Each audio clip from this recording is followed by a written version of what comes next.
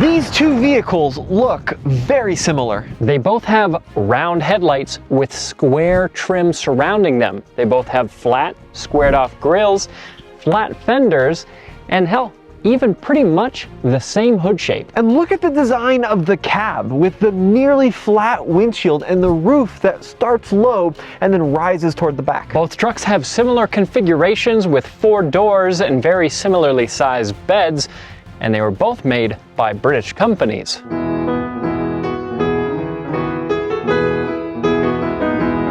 And the similarities aren't just skin deep. They both have a full-time 4-wheel drive system with a ladder frame and solid axles front and back. Now this Defender is 30 years old. It's a 1996. But had Land Rover continued to make this formula for the past 30 years, it would very likely look exactly like that. And the story behind Ineos is super interesting. But of course, they're not the same because the one is very recognizable as a Land Rover Defender. However, not everybody, especially outside of car enthusiasts, knows about this, the Ineos Grenadier. Now there's an interesting story behind this vehicle because Ineos, as a manufacturer of trucks and SUVs, is new, but Ineos as a company is not new at all. Yeah, so there's a guy named Sir Jim Ratcliffe who is an English billionaire, really rich dude who made all of his money off of petrochemical, right? But he was a huge fan of the old school Land Rover Defender, the green truck that we're doing the video on. Yeah. So when Land Rover ceased production of the Defender about 10 years ago, he approached them and asked, hey, can I buy the tooling for this and keep manufacturing them? I think they're really cool. There was a big back and forth, and eventually the answer was no. Sir Jim then decided, well, if you're not going to sell me the rights to the Defender, I'm just going to go essentially build my own. And that's exactly what he did. So the Ineos Grenadier, it's named after a bar. A bar, yeah. Pub. Yeah, Exactly. Pub is probably the better description. In the UK, but it shares nothing with the Defender. So even though they look the same, like nothing is interchangeable, this is a fresh design. Yeah, although funny enough, both Ineos and Land Rover do borrow engines from BMW. That is quite funny. Not the same. Different engines, yeah. But. And I'm sure they're not going to want me to talk about this, but there was a massive lawsuit that ensued, but ultimately Ineos was able to sell the Grenadier, even though it does resemble a Defender quite a lot. But really doesn't matter because the new Land Rover Defender, brilliant vehicle, but really nothing at all like this. Yeah, so this is kind of the Defender that I think a lot of Land Rover enthusiasts, Jim Ratcliffe included, wanted to see in the modern era. Sir Jim, right? Sir. He's knighted. Yeah, excuse me. You heathen. And both of these trucks came about in a similar way because they're both pickup truck versions of an SUV. Our Land Rover here is a Defender 130 high top because of the roof configuration. That's right, Case. And that right there is the Ineos Grenadier Quartermaster, which is the truck version of the Grenadier station wagon. The Defender was manufactured from 1983 through 2016. That's a long time to make a single model, but granted, it did change a lot over those years. And one of the big changes that Land Rover kept evolving were the engine options. Now, this Defender 130 is a European import, and this had a very popular engine that was common back in the day. This is called the TDI, or 300 TDI to be specific. Now this is a turbocharged 4-cylinder diesel, and it made about 111 horsepower and 195 pound-feet of torque. These engines are fairly simple and very robust, but not all that powerful. Now Defenders were available, like I said, for a long time with your choice of naturally aspirated diesels, turbo diesels, and even a bunch of gas engines depending on where you were in the world. But let's see what this 300 TDI is like out on the road. So let's see what a 300 TDI accelerates like with 280,000 kilometers, a brand new turbo, but a mile above sea level. You ready for a 0 to 60 test? I think I'm ready. All right, make sure you're on the money because this thing accelerates fast. Ready? Yeah. In 3, 2, 1, go. Oh, whoa, a blistering start. No tachometer, so I'm just gonna have Fast to kind shifts. of guess. It is actually a pretty high revving little turbo diesel. That's 40 already, Case. Really? Here comes 50 in the fourth. It is a wonderful little engine to listen to. 56, 59, 60. almost exactly 23 seconds to 60. So yeah, obviously it's not a fast vehicle. There's plenty of people out there dropping LSs and even crazier powertrains than that into these, so you can make them quicker, but it's not really the point. No, I mean, and listen, it will fairly comfortably do 65 miles an hour, which is typically enough for most highways, although it's a little slow for some interstates. You can push it to 80, but it is screaming at those RPM. But I think more importantly than all of that, like this is a pretty reliable, long-lived engine. Yeah. It's very basic, incredibly mechanical in how it operates. Parts are relatively gettable even here in the States. And it's a fun experience mated with the 5-speed manual. It is a big part of the experience of this vehicle overall, is that gravelly little diesel engine. For sure. Listen to it just kind of... It's not quiet. No, it's ever present, I think we should say. Yeah. This Grenadier packs something interesting under the hood, because on top of the hood it says powered by BMW. That's not always a good thing historically. However, this is the B58 3-liter inline 6. It's a BMW engine that has a reputation for being very robust, being very well engineered and well executed, and in this form, it has 282 horsepower and 332 pound-feet of torque. So a little bit more than the old school Defender. It's also paired up to a ZF 8-speed automatic.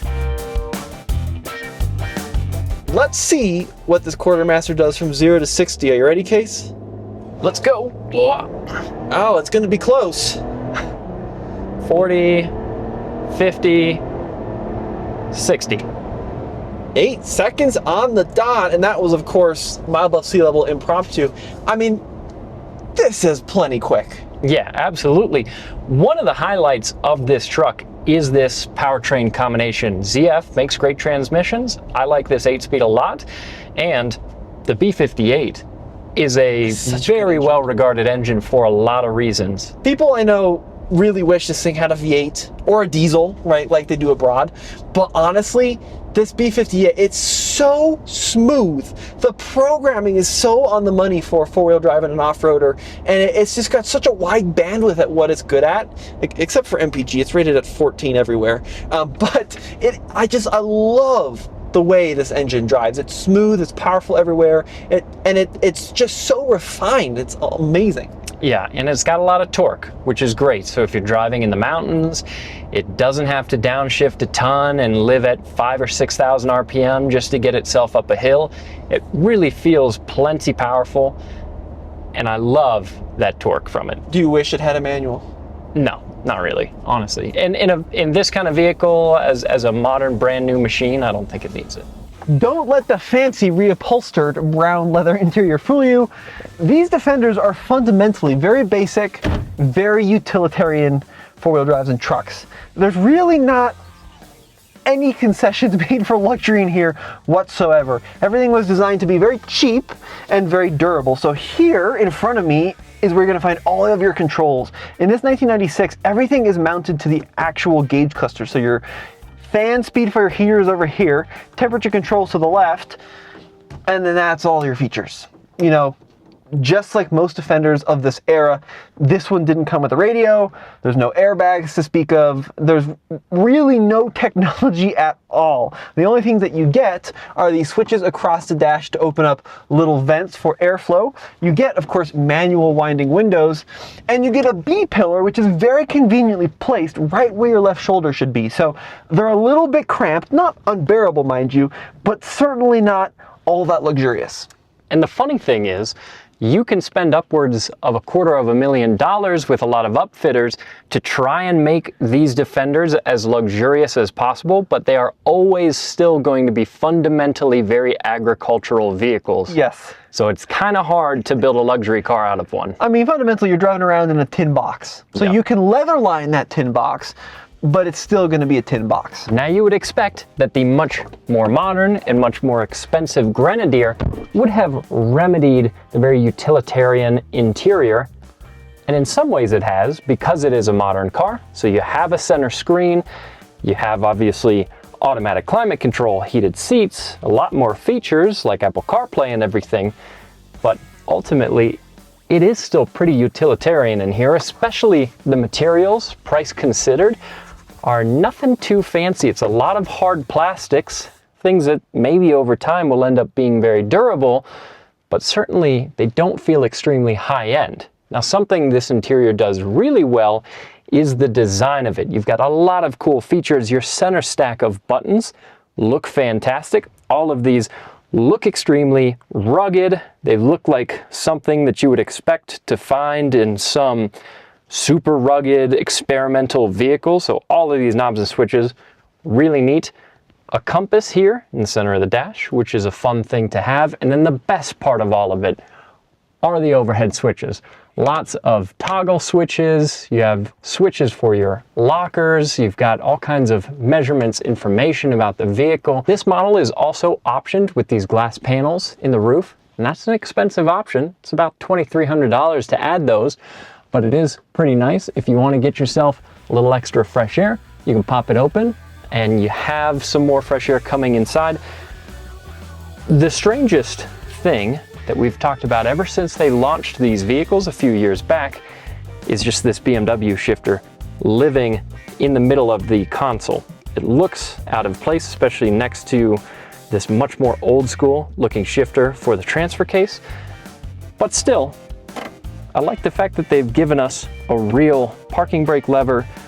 So all in all, for a 4x4, I think it's a cool interior. It's just not luxurious.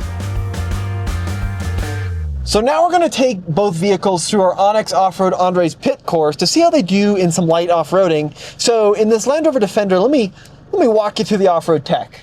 Well, there's this big yellow knob, and this does a couple of things. So first of all, this is going to be your knob to get into low range. These are permanent four-wheel drive, so there's no two-wheel drive mode on these old Defenders. You're always in four-wheel drive, but you can lock it in low. Did I do that there? Yep, that's low. And then I can also go ahead and scoot it over to the left, and that's going to engage the center diff lock. So both the front and the rear drive shaft now will spin at the same speed and help me out a little bit, hopefully out on the course here. Now, for our first test, we're going to take these trucks down the logs course. The torque out of this diesel is so good for off-roading. Basically, I've just locked it into first gear, low range, and I'm just going to idle my way. I didn't mess something up here. Oh, I didn't get it all the way into low. Tommy seems to be struggling.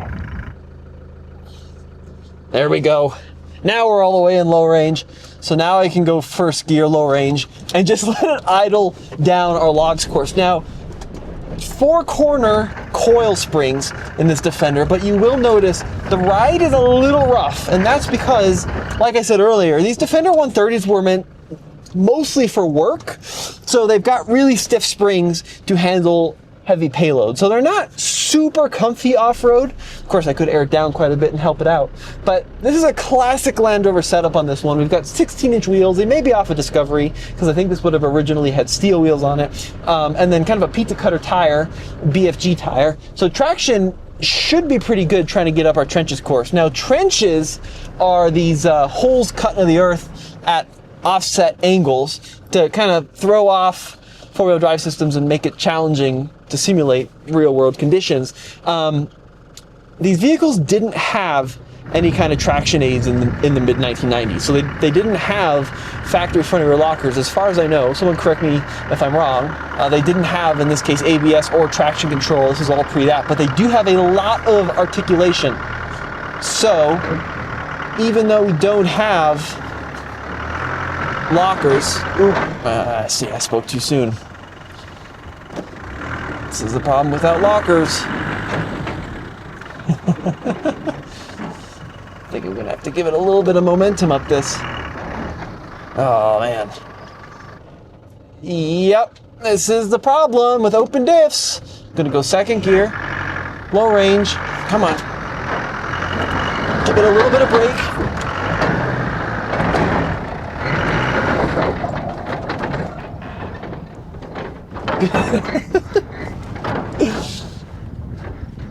And I stalled it. It's really quiet when the engine's off. Tommy, it sounded like a long car accident on your way down the hill.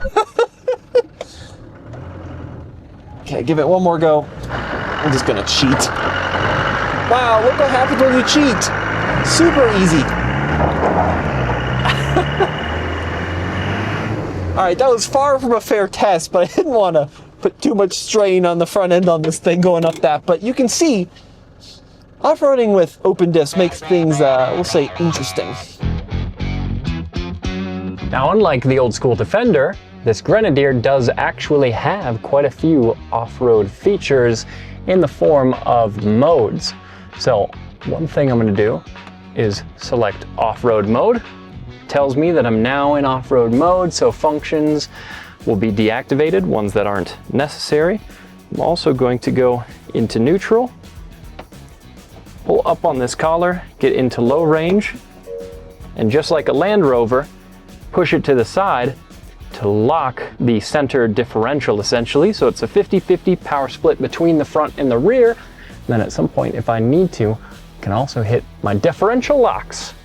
And as you see, I've got some nice features, camera system popping up here. So really, there are quite a few electronics and driver aids that help you off-road in this vehicle. And the sight lines are pretty decent on these machines. And even though they don't look like they sit up that high, ground clearance is pretty good even from the factory. And a lot of people go in and put way more tire on these, which looks fantastic. A slight lift and something like a 33 or even more, it's pretty great. And for a solid axle vehicle, off-road especially, it rides pretty well.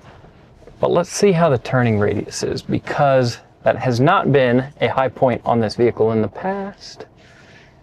And it is still not that great. So this is a relatively long machine. Maneuverability is always going to be a little bit of a factor. And I'm going to turn my parking sensors off because I do not need that when I'm in low range and off-road mode. To be perfectly honest, I think it would kind of make sense if off-road mode turned off those parking sensors automatically. But let's see how this solid axle vehicle articulates as I go up the trenches. There's a solid chance that I should be able to cruise up this without needing the lockers at all. Now there are a lot of Grenadiers that don't have lockers. This one is a Trial Master, so it does come with lockers from the factory. I'm getting some slip, and traction control is keeping me going up the trenches. I'm going as slow as possible to try and make it difficult.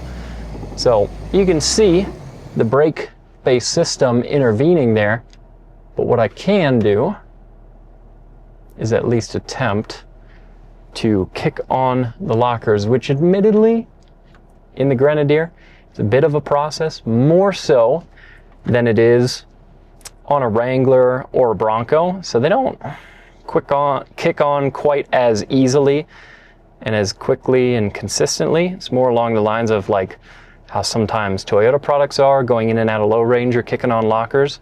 So I've got lights flashing at the moment that I can show you. So my center locker is engaged there, but front and rear are now kicked on. So I'm fully locked, which means my traction is going to be impeccable. This is the steepest and most challenging part of the trenches, and I will be able to take it at as slow of a speed as I want to, because I've got all the traction in the world, which is really cool. So any vehicle that can come from the factory with solid axles and front and rear lockers, especially with a bit of modification, has the potential to be an absolute beast off-road, and this is no exception.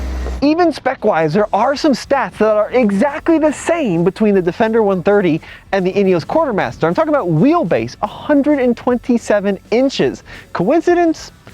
Probably not. Now the Ineos does have a slightly longer bed than the Defender 130, but these Defender 130s are interesting because these were designed first and foremost to be incredibly rugged, extremely capable utility vehicles. So if you look at the way this box is designed, it's not exactly elegant the way it kind of juts out past the cab, but these are super heavy duty vehicles. So the payload capacity on this with one driver is 2,500 pounds. So they're really designed to haul a lot of weight. Admittedly, the Grenadier Quartermaster doesn't have as much payload. This one, as spec'd, is rated at 1,459 pounds of payload.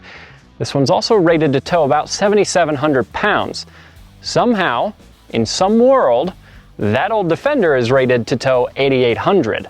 I'd much rather tow 7,000 pounds with this than that, because this is not only significantly more powerful, it's also going to be more stable. Not only because it's 30 years newer, but this vehicle is overall 6 inches wider, 10 inches longer, and it's 1,200 pounds heavier, which is the case with most modern vehicles. They get a little bigger. So on the road in the 30-year-old Defender, now, I think what's interesting about these cases, they have a bit of a reputation as being complete and utter farm implements on the pavement. People think they drive like tractors, and I actually disagree. I think that it's not a bad truck to drive even in 2026. The powertrain, this diesel specifically, is very coarse. And of course, the throws on the shifter are very, very long. Right. Each gear's in a different zip code. But surprisingly, the steering and suspension, considering the type of vehicle this is actually pretty good.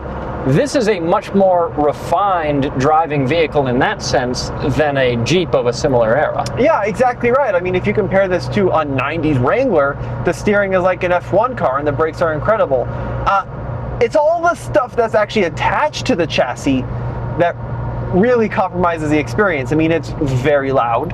Yes. It's, you know, not great at temperature regulation. The heater kind of wheezes warm air on you. There's no air conditioning, and you drive around in essentially a giant greenhouse, so it gets very hot in the summer.